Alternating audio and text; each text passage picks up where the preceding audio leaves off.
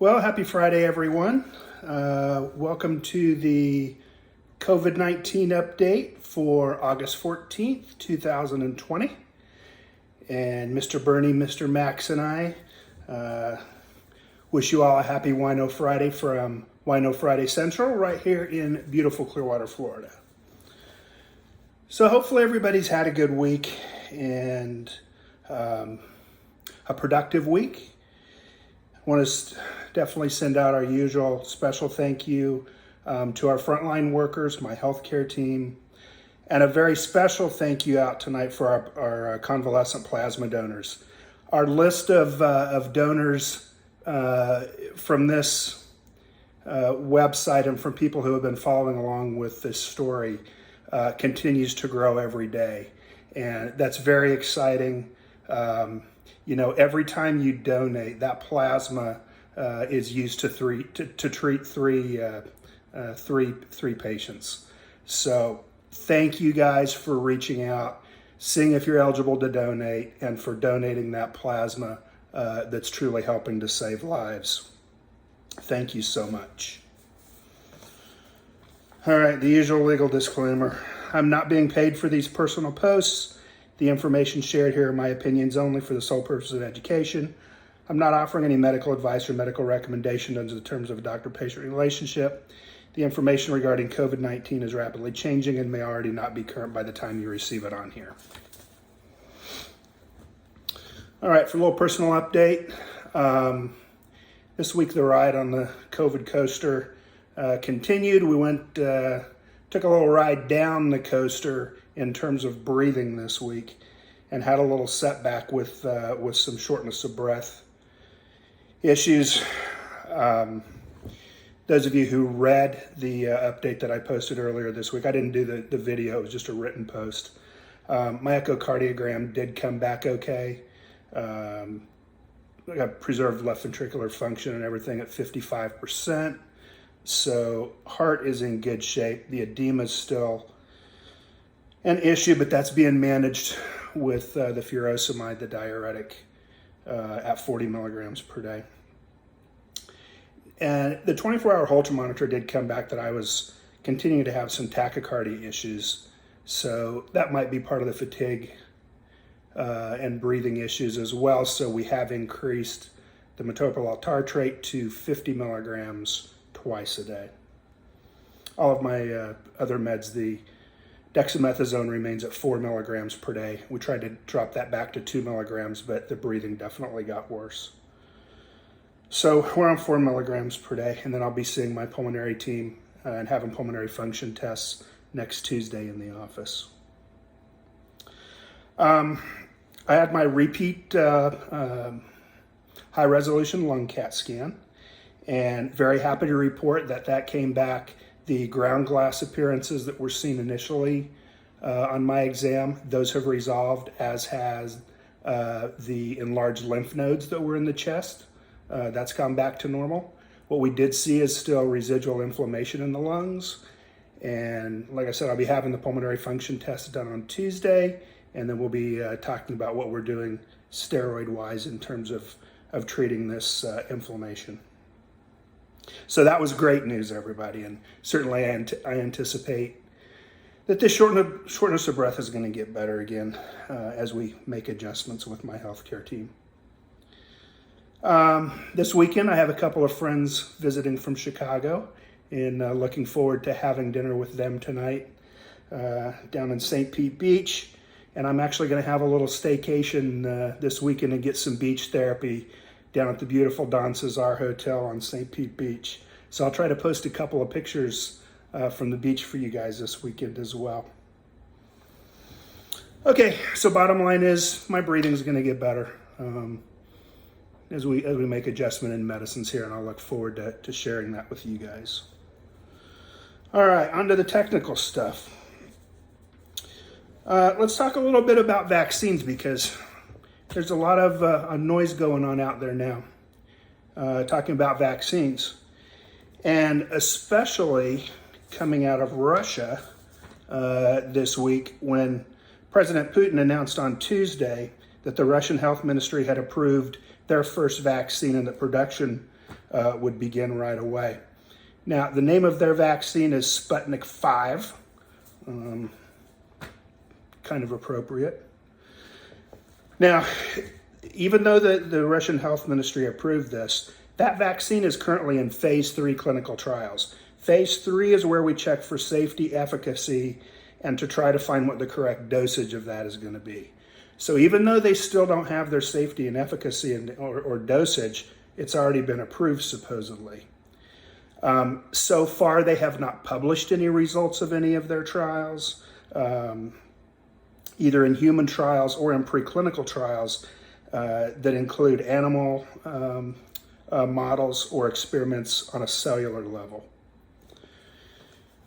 In terms of vaccines here in the United States, we have 3 vaccine candidates that are in the late stage clinical trials right now, with a 4th one on the way.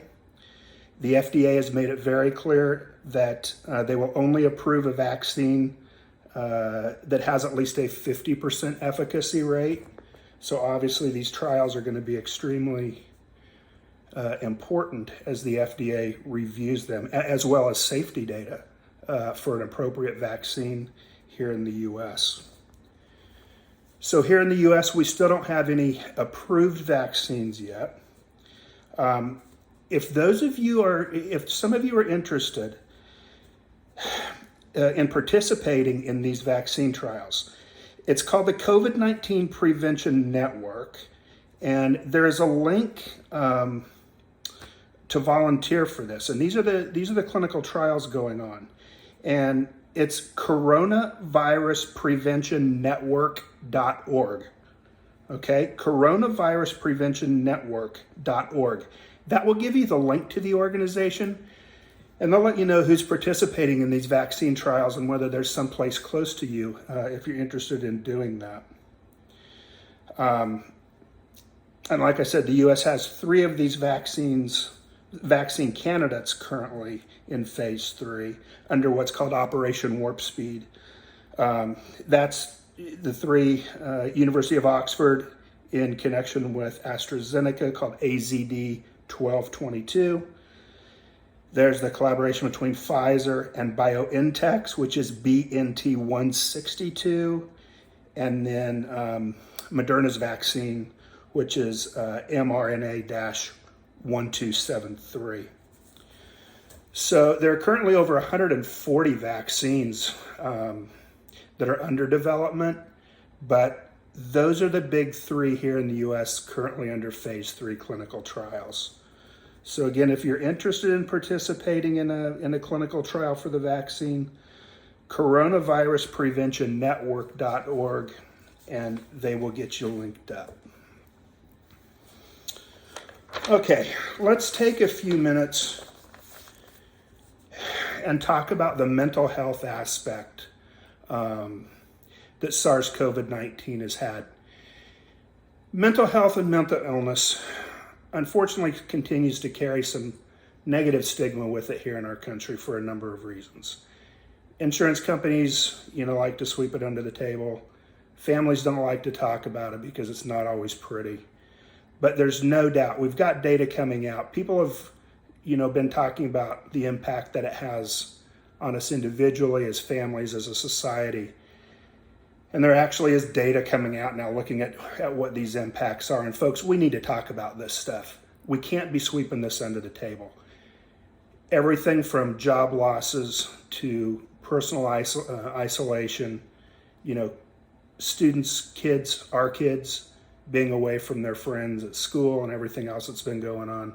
This all starts to take an impact, and we're actually starting to see data come in now that's being looked at by the medical community, by mental health professionals, and we need to talk about this stuff. The duration of the pandemic has obviously been an issue. Certainly we hoped this was going to be something that kicked around for a couple of weeks and got better. Well, we obviously know that that's not going to be the case. So the results of a study released by the CDC this week on August 13th, 2020. And this was in the Morbidity and Mortality Weekly Report. This data was collected the week of June 24th through the 30th.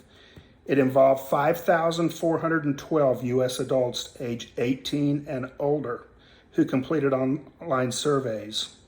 And these surveys gauged mental health, substance abuse, and suicidal ideation. Overall, 40.9% of respondents reported having at least one adverse mental or behavioral health condition. 31% reported symptoms of anxiety or depression disorder, and about 13% reported that they either started using substances or increased their substance use or abuse to cope with the stress or emotions related to COVID-19. More importantly, nearly 11% reported having seriously considered suicide in the prior 30 days. 11% considered seriously committing suicide in that 30 prior days. Folks, these are our family members, these are our neighbors, these are our friends, these are our co-workers. 1 out of 10, I guarantee each one of us, that means each one of us, we know somebody who had one of these suicidal thoughts within that 30-day period. Whether we recognized it or not, whether they reached out or not. What I'm asking is that we make an effort to reach out to our families, friends, neighbors, co-workers, and check on them. Let them know that we care about them. Let them know that, hey, we need to know that you're doing okay. Whether it's just a phone call or a Facebook video, or you meet them in the front yard, do whatever. But we need to start checking on each other here, folks, because this is going to be around for a while. If you are struggling personally, reach out for help. Reach out to your doctors, whoever your primary care providers are. Reach out to your family and friends.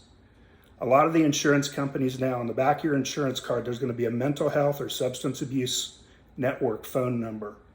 Take advantage of that. Give them a call, let them know that you're struggling, because help is out there and it's available. Also, don't forget to think about your pastors, your priests, your rabbis, your spiritual counselors, whatever your spiritual or religious beliefs may be. But reach out to somebody, because life should never get to that point. And if it is, make sure that you get some help, okay? Interestingly enough, in that study that looked at that suicide rate, 22% of essential workers also had reported suicidal ideation within that 30 days. 22% of essential workers. This is the front line, folks. We got to start taking better care of each other. Okay, try to keep this below our 15-minute mark here. So let's end this Friday on a good note here.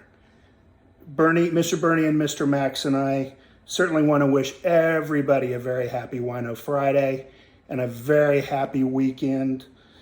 We want everybody to be safe and happy and spend time enjoying life with your family and friends, because that's really what this is all about. I'll try to post a beach pic or two this weekend for you. Most importantly, remember, be kind to yourselves, be kind to one another. Let's all work to make this world a better place. So God bless all you guys. We want you to have a great weekend. Thanks for spending some time listening to what I have to say and enjoying some time with me. So enjoy your weekend, everybody. Hopefully I report back breathing and everything's a lot better next time. Maybe we'll have some exciting new developments here as we talk about SARS-CoV-19. Have a great weekend.